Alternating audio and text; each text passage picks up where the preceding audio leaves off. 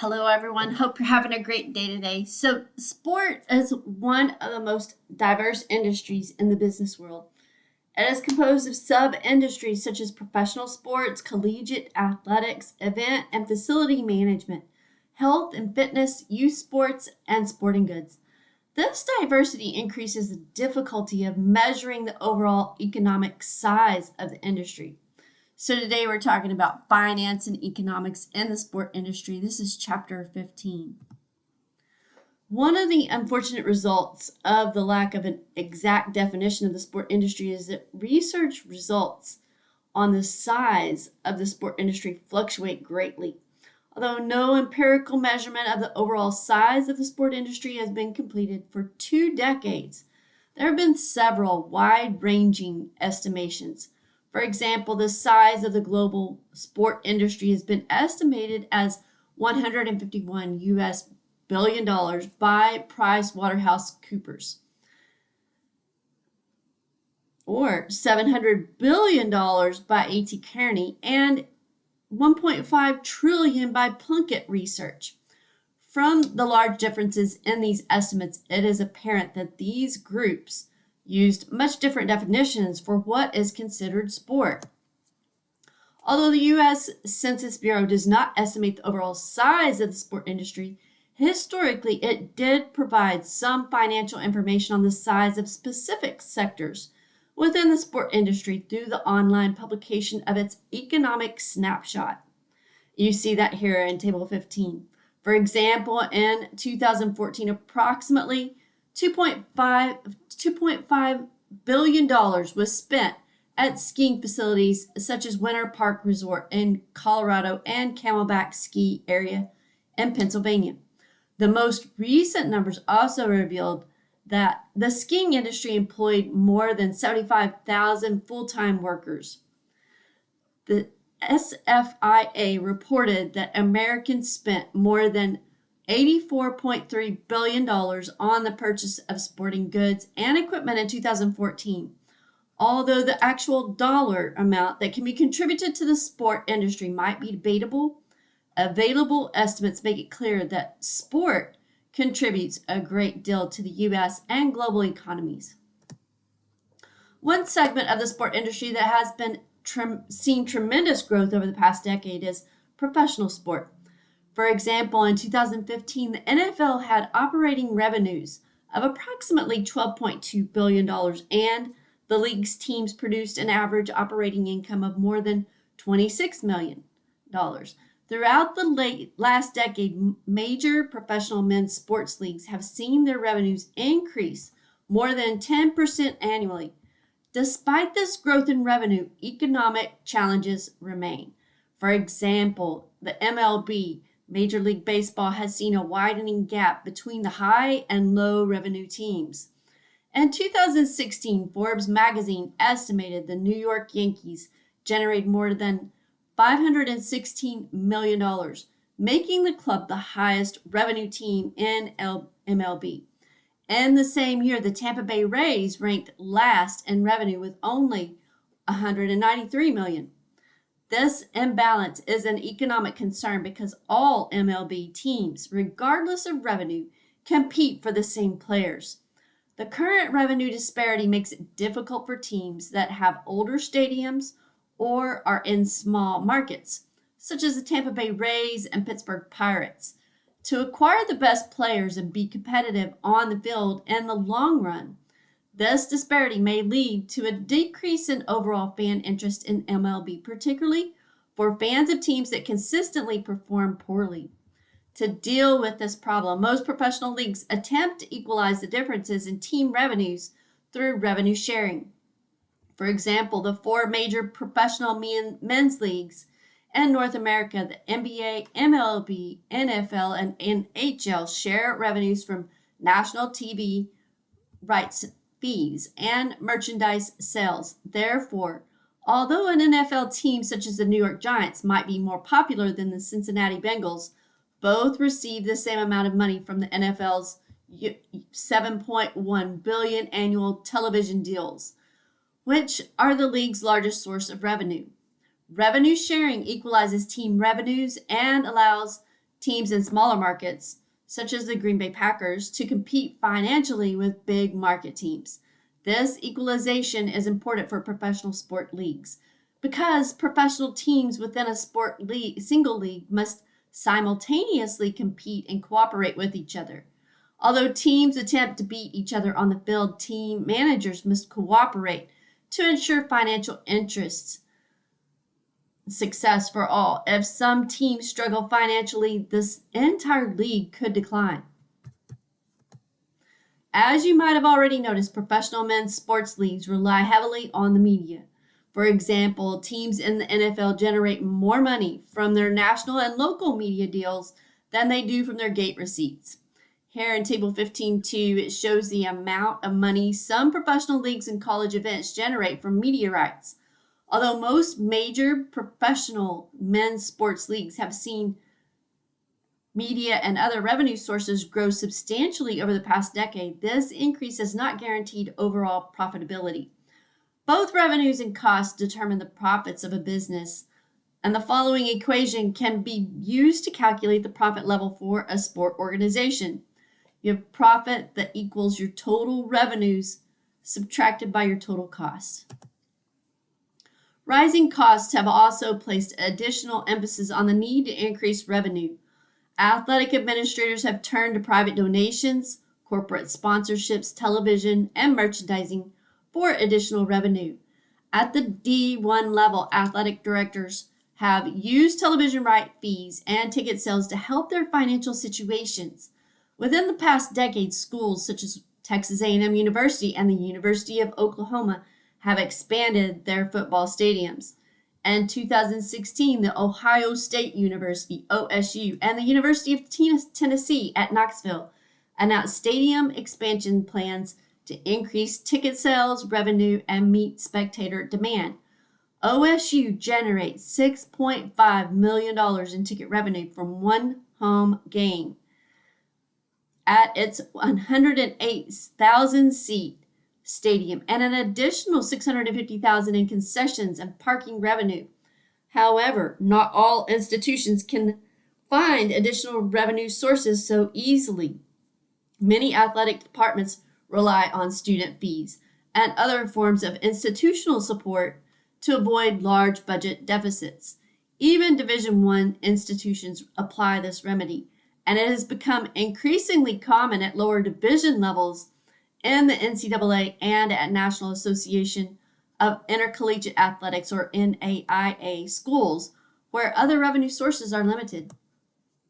The largest single source of revenue in collegiate athletics is the annual men's basketball championship. In 2016, the NCAA signed an 8-year, $8.8 billion contract extension with CBS Sports and Turner to televise 3 weeks of men's basketball in March. This represents more than 90% of the revenue generated by the NCAA. The amount marks an increase from the average $770 million agreed to in 2011 and gives CBS Sports and Turner Media rights through 2032. Division I universities have been pleased with this relationship because more than 75% of this money is distributed to them from the NCAA.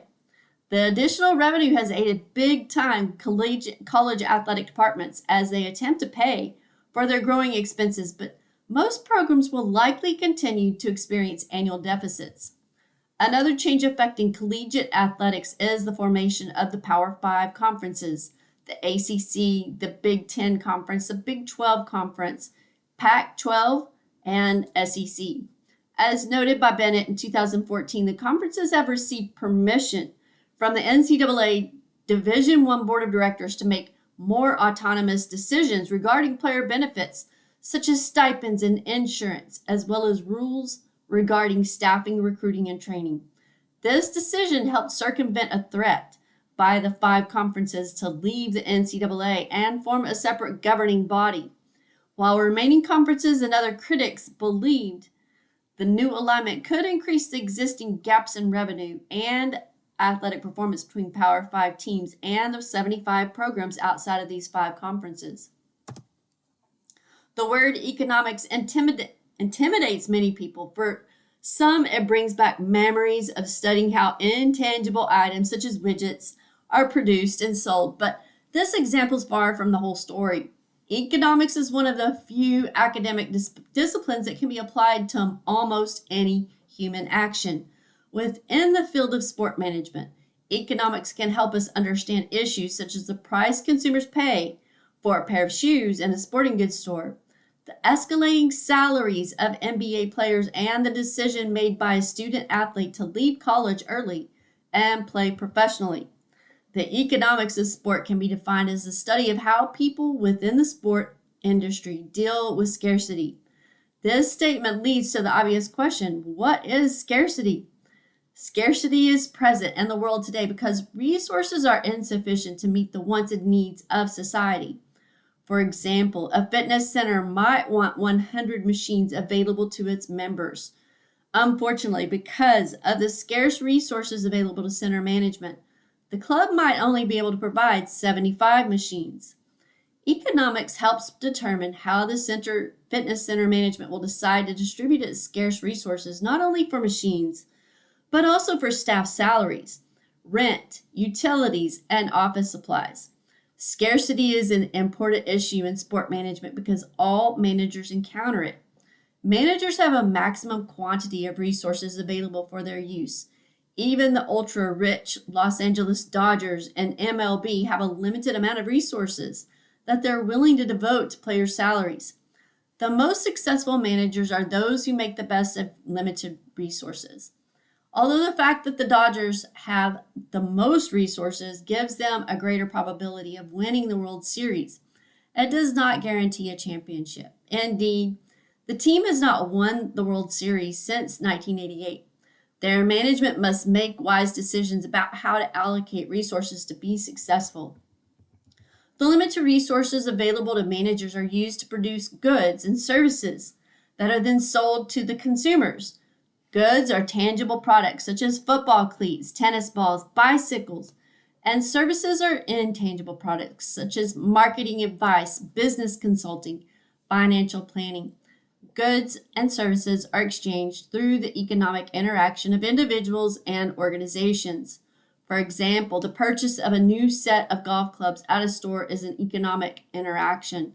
One product of value, such as golf clubs, is exchanged for another product of value, cash. Note that not all economic interactions involve cash. For example, a business might provide free equipment, such as computers and tables, or services, such as shuttle support, medical personnel, to an event organizer in exchange for advertising space on the event t-shirt. Economics has been traditionally separated into two areas of study: macroeconomics and micro. For the sport manager, the principles of microeconomics have the most effect on the day-to-day operations of the organization. Microeconomics is the study of the behavior of individual businesses and households. It uses economic theories to explain specific industries such as sport and recreation, agriculture, and telecommunications. Scholars within the field of microeconomics study variables such as price, revenue, costs, and profits for individual industries and organizations. For example, microeconomics helps to explain why you might walk into two sporting goods stores and see different prices for the same tennis racket model.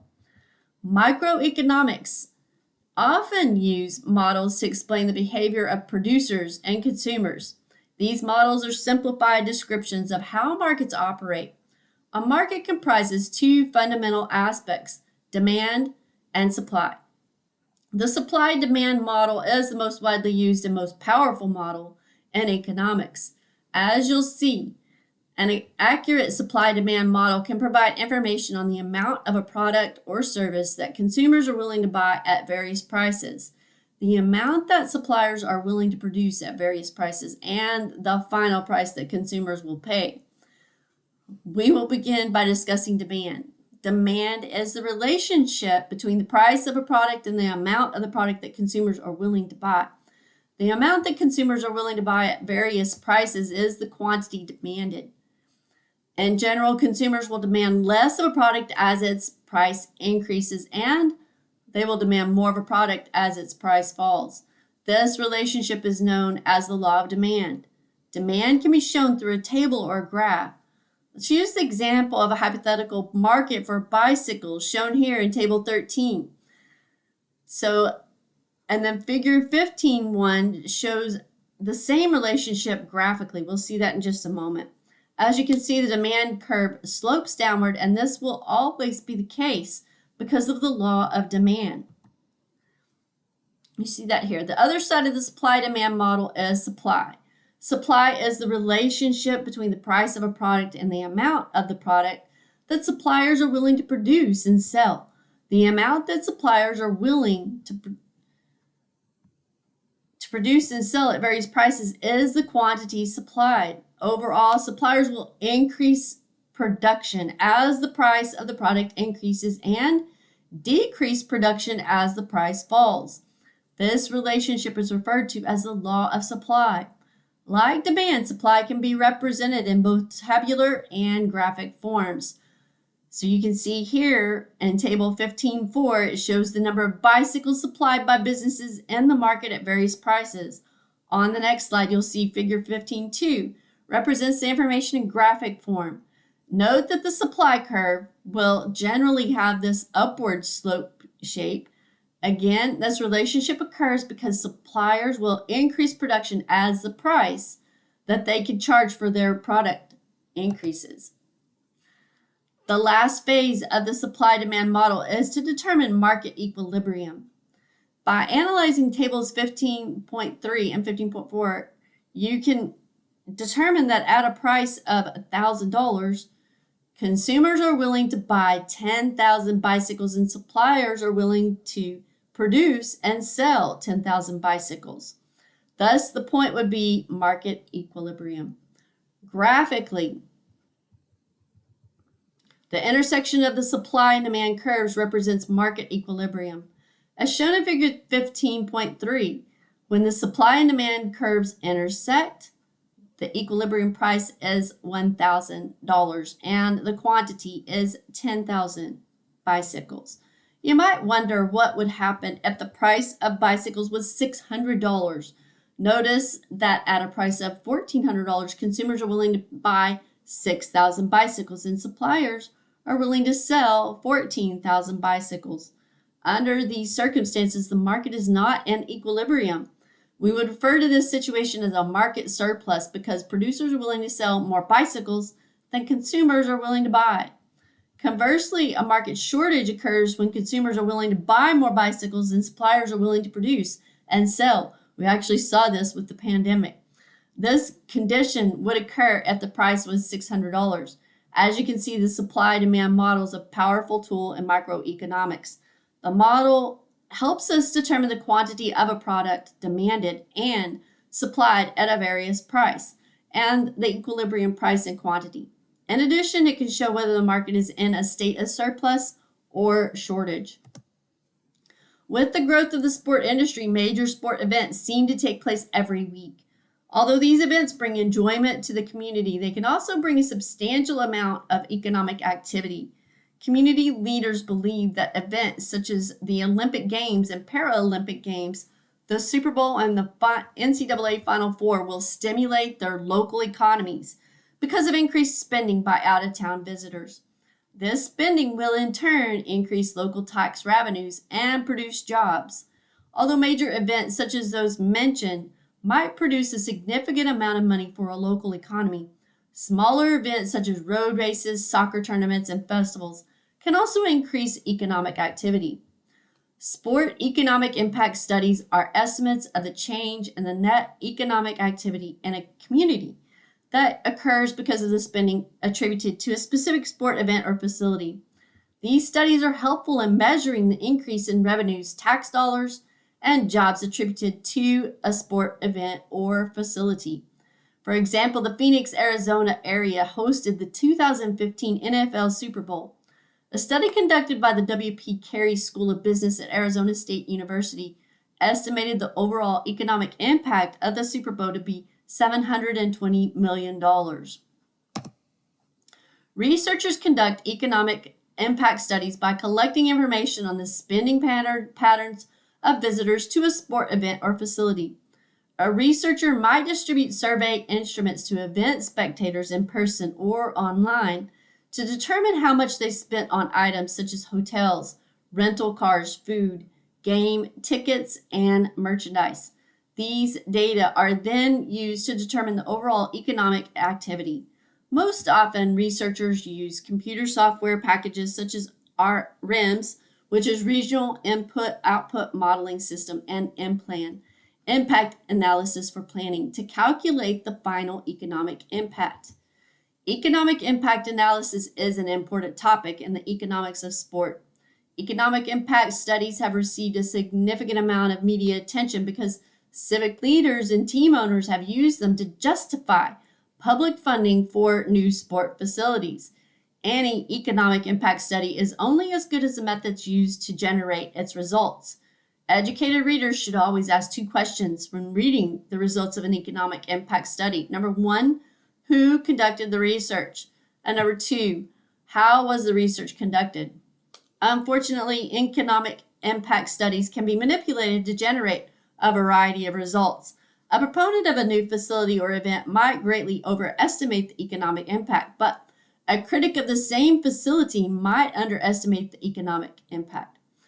For example, a spokesperson for the NFL stated that economic impact studies for Super Bowl 50 in Santa Clara, California, ranged from $800 million to a couple $100 million. For Super Bowl 23, a study done by PricewaterhouseCoopers estimated the direct spending impact of that event in Tampa to be about $150 million. This finding is in stark contrast to a study completed by economist Philip Porter on the economic impact of the last Super Bowl hosted by Tampa in 2001. At that time, Porter estimated the impact of the Super Bowl to be around zero. The two sides might be using the same statistical information, but they are analyzing it in very different ways. Generally, the functions of financial management fall into two broad areas: determining what to do with current financial resources, or money, and determining how to procure additional financial resources. For example, in a given year, the NFL Cleveland Browns might earn a profit of $20 million. The question for the financial manager is what the Browns should do with that money. The franchise owners could decide to use the money to sign a high-priced free agent, renovate the practice facility, or increase the salaries of current employees. They could also decide to invest the money to distribute it among themselves. Even after the organization decides how to use the money, the financial manager must choose the method for distributing the money. For example, if the Browns decide to spend the money on a free agent, they still must structure the player's contract, which would involve a number of financial decisions. The financial manager would have to determine the difference in cost between giving the player a large signing bonus up front or structuring the deal in such a way that the player would receive most of the contract money in the future. Choosing what to spend the money on and how to spend it has significant long and short-term implications for the team. For example, a team that loads much of the contract onto later years might face financial difficulties when it is paying the player more while he is likely to be less productive and maybe generating less fan interest. In addition, the team could have more difficulty trading the player because of the large amount of money that it still owes him. These challenges have been faced by teams such as the New York Yankees and the Los Angeles Lakers when Alex Rodriguez and Kobe Bryant were playing out the final years of their contracts. To allow internal and external parties to monitor its financial situation, a sport organization develops financial statements on a regular basis. The limited scope of this chapter does not permit discussion of all the details included in financial statements and all the ways in which one might examine those statements to understand an organization's current financial situation. It does, however, give an overview of the major financial statements and the useful information they provide. So you can see in figure 15.4, I'll show you that in just a moment, is the balance sheet for a fictional professional football team, the Springfield Stars. And in this example, the Stars are co-owned by Robert Goldstein and Connie Shoemaker. Connie owns 60% of the team. Robert owns the remaining 40%. The balance sheet reflects the financial condition of the organization on a particular date. Although the balance sheet is generally reported at the end of a given financial period, the end of the year, a financial manager could generate a balance sheet anytime such information is needed. The balance sheet includes three categories: it's assets, liabilities, and owner's equity. Assets are the financial resources of the company and include current and long-term assets. Current assets are generally cash and other items. And figure 15.5, you will see the income statement of the Springfield Stars. The income statement provides the financial results of the organization's operations over a specific period. As with the balance sheet, the income statement is often reported at the end of the year, but can be generated at any point and for any period. For many people, the income statement is the most important financial statement because it represents the organization's bottom line, the net profit or the net loss. Although developing a complete understanding of the organization's financial situation requires a thorough examination of all the financial statements, the bottom line gives the user a quick assessment of the organization and its success in achieving the primary goal of profit-oriented companies, which is profitability. Organizations in the sport industry have various types of revenue and expenses depending on the type of organization. Here we'll talk about briefly discuss some of the business types in the sport industry and examine some sources of revenue and expenses in the business. As previously discussed, sport organizations can take many forms and have varied goals. Some organizations are geared toward encouraging sport participation. These include youth sport organizations, community rec programs, and high school sports. Other organizations seek to make profit by providing participation opportunities not offered by nonprofit organizations or by providing better opportunities than those offered by nonprofits. These include sport organizations that rent their facilities to participants, such as bowling alleys, health clubs. Organizations that seek to train people, such as those that provide personal trainers, those who provide lessons in a sport, and other organizations that provide the equipment necessary to participate in a certain sport, such as sporting good companies. Many companies focus more on sport spectators. These include professional sports such as the WNBA, NASCAR, or the PGA Tour, and big-time college sports. Although these organizations receive a large portion of their money generated by sports spectators, other entities also benefit from sports spectating, including independent sport facilities that host sporting events and information relating to sporting events to the consumers, such as television, radio, newspapers, magazines, and the internet, and companies that sell products licensed by these professional and college sport organizations. The diversity of the sport industry produces a variety of revenue and expense sources. The next two sections focuses on the types and aspects of revenue and expenses that are unique in the sport industry.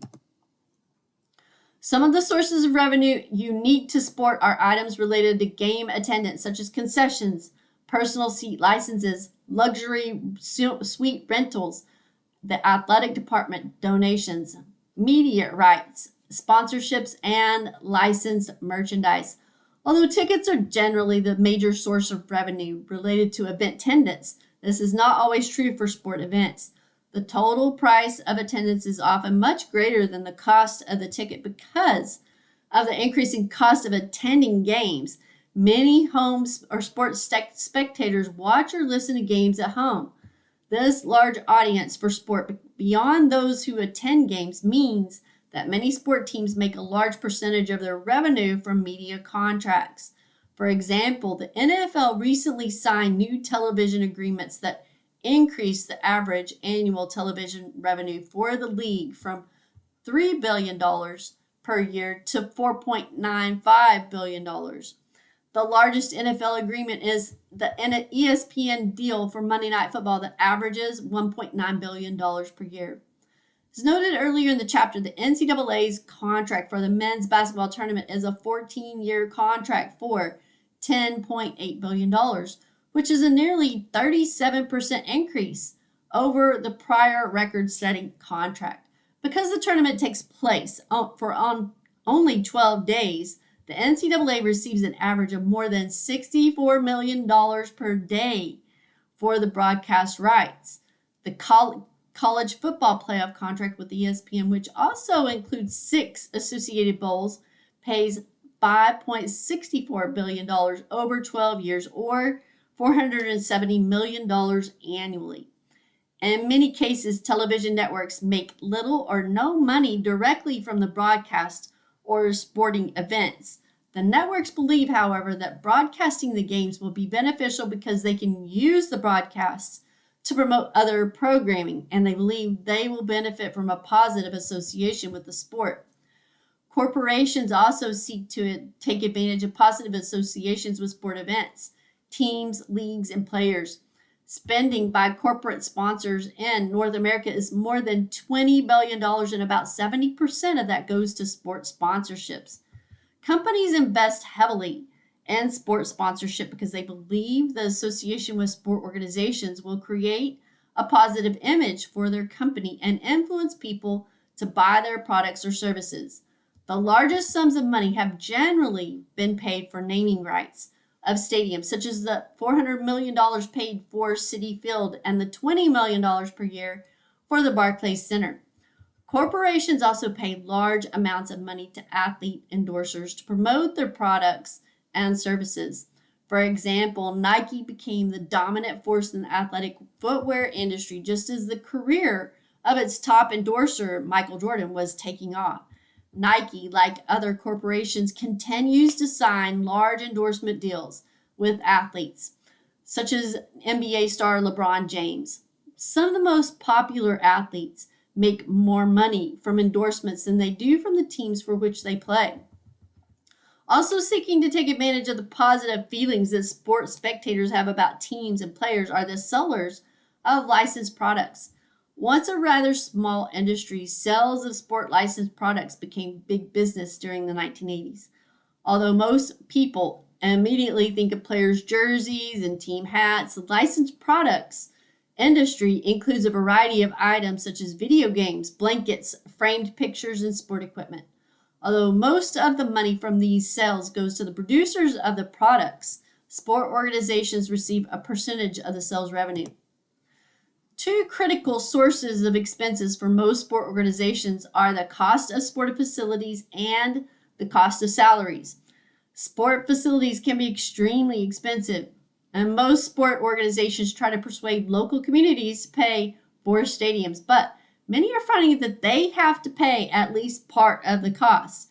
This arrangement results in long-term payments that can affect the financial stability of the organization for many years. Sport facilities are also costly to maintain, particularly large open-air facilities that might not be used for much of the year but must be maintained year-round. In addition, sport facilities tend to become obsolete fairly quickly.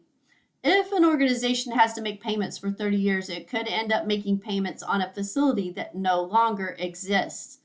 These factors require organizations that decide to build new facilities to proceed carefully and explore all options.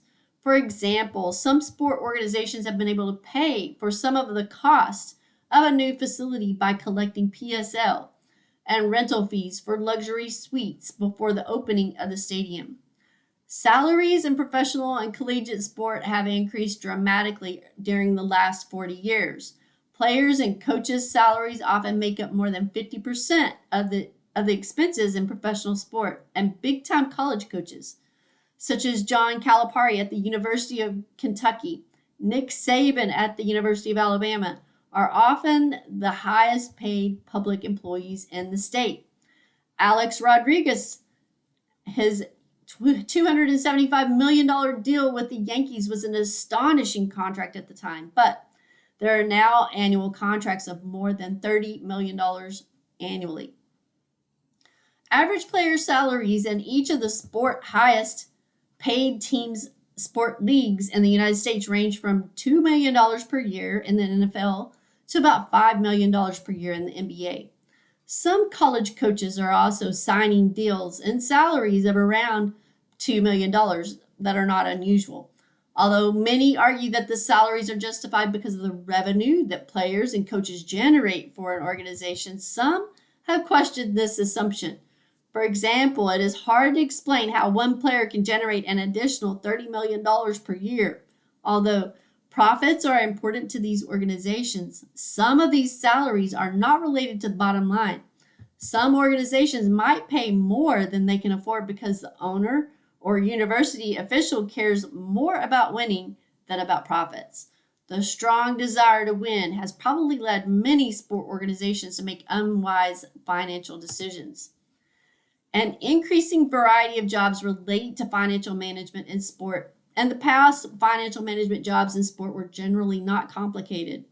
Many organizations have business managers who were basically bookkeepers. They recorded receipts and distributions of money and made sure that organizational financial records were in order. Although these jobs still exist, many jobs today require far more sophisticated financial management skills. For example, negotiation of a player's contract requires the team and the player to hire representatives who have a strong understanding of financial management. These contracts have short and long-term financial implications for the organization and possible implications for league salary caps and luxury taxes. As the sport industry becomes more sophisticated at all levels, the need for people with sophisticated financial skills will become increasingly important. A number of jobs are available for people who are interested and have abilities in financial management.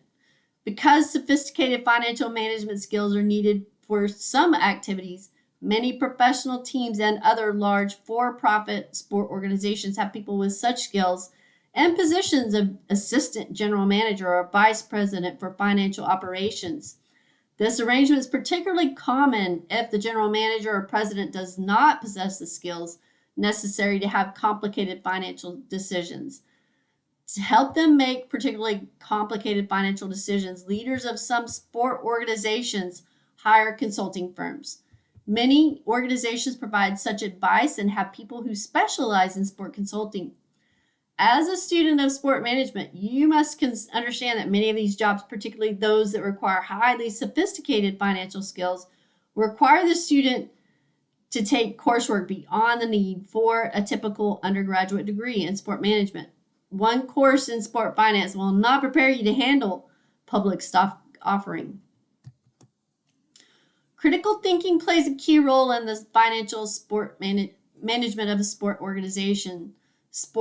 Managers must continually develop new strategies to be financially efficient in the operation of their organizations.